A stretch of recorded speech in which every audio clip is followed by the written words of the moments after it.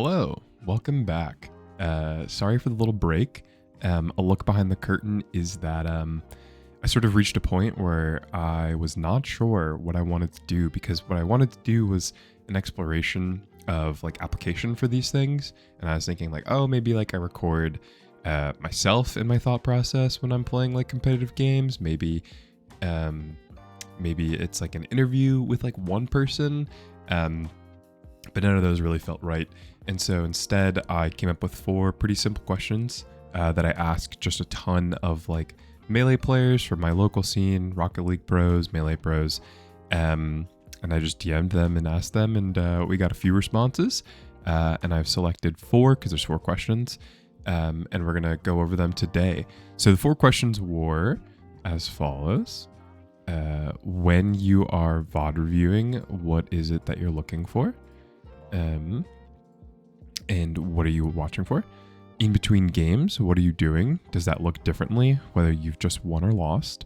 While playing, are you telling yourself anything? If so, what are you saying and when? And are there any tips or tricks you use to learn new habits? So the first question, when do you do VOD review and what are you watching for? I think Dimension, a Philadelphia player, had a really great response where he said, generally, win or lose, I try to watch back all of my stream sets from a tournament. I wouldn't necessarily call this VOD review though, as I'm generally just watching back for minor things rather than doing a full analysis where I would stop and start the replay / frame by frame to try and analyze different scenarios. If it's a set that I lost where I thought I was playing well, though, I will actually sit down and do a full analysis to see what I'm losing, to see why I'm still losing in a matchup, and when I feel like I'm playing near my peak. If I'm losing to a person or character a lot within a short time frame, I like to watch a fiction lesson on YouTube for the matchup, as I feel like the way he breaks down the game makes the most sense to me and helps me simplify a lot of tricky spots where you might not have time in game to think through. And honestly, I would say the addition of adding the fiction lessons to my review cycle has been a huge part of my growth, specifically with Fox. I thought this response was really cool. Normally when I think about like VOD review, I do only think about having done it yourself. I think of like a lot of like top pros who are on stream doing their VOD reviews for people to watch.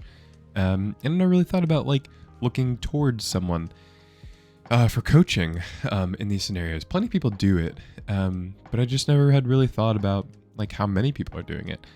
So I thought that was really cool. And I do also think it's a good idea to just always be watching your VODs.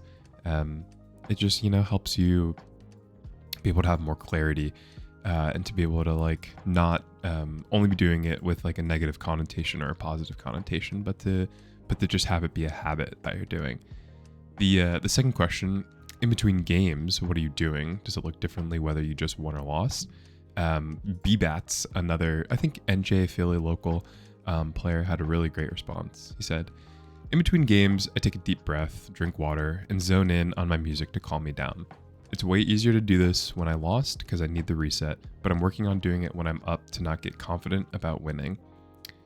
And I don't know, this answer really struck me as being really cool. We hear a lot in like commentary about how people like ride highs to victory. And I've never really thought about like the overconfidence it may give you and how that could lead to negative results.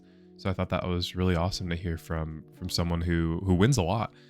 B-Bats is very, very good and wins a lot of sets and takes locals all the time and performs well at larger tournaments as well. So it was just really cool to hear from them that like they, even though they do win a lot, they don't let that overconfidence like get to them. So I thought that was really interesting. And as someone who doesn't win a lot, cool to hear that like the person who's beating me isn't like super cocky. And that when they lose, they're just doing the same thing as me of just breathing. So we're not that different, That's always fun. The third question being, while playing, are you telling yourself anything? If so, what are you saying and when? I had a really great answer from a Durham TO. His name is Durnt, I believe is how you say it. He runs the Durham dojo. And he talked about this. He said, I'm telling myself a lot. I have ADHD, so a majority of it is keeping myself on track and focusing on the game. I'll be honest when I say I've never thought something like, wow, he's wave dashing in the corner a lot. I should overshoot my nair. The usual thoughts are, what's the noise in what are the noises around me? How will I handle losing? This character is dumb, etc. It's a bad weakness to have, but the psychology and ritual around competing is sometimes more fun to focus on than the result itself. Though recently I've tried applying more positive thinking when I'm down or a couple stocks away, I tell myself that the game isn't over yet and keep trying. Even if I'm getting bodied, it's still important to practice. I included this one because I 100% understand this feeling of being more concerned with your surroundings or how you're going to process this, what feels like maybe an inevitable loss.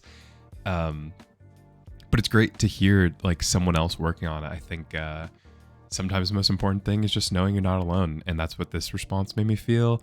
And hearing that they are working on bettering themselves and having more positive thinking also ties back into the conversation of the teller and the doer, of working on that inner self-talk and working on bettering it so that way you doubt yourself less in the game and you can focus more on doing better and focusing on in the moment things.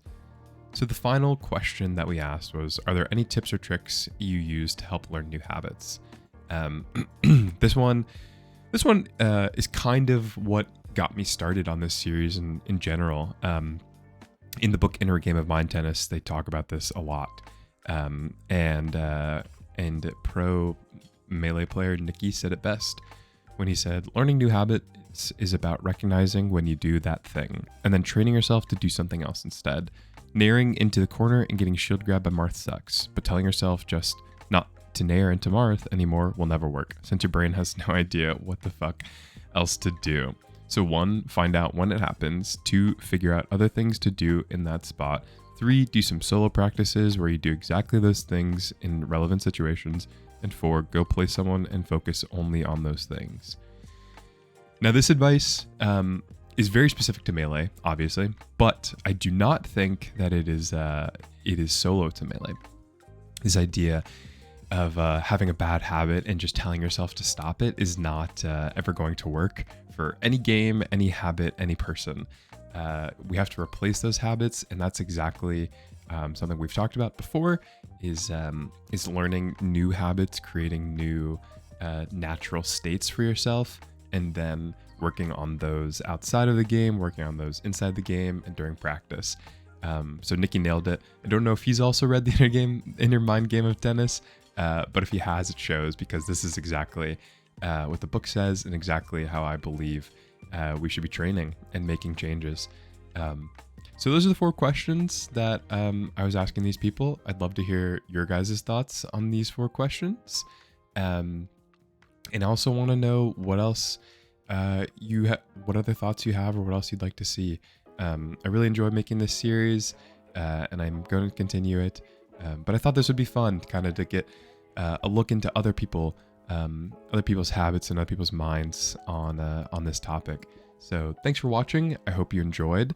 Leave a like, comment, subscribe, all those basic YouTube things, and I'll see you again.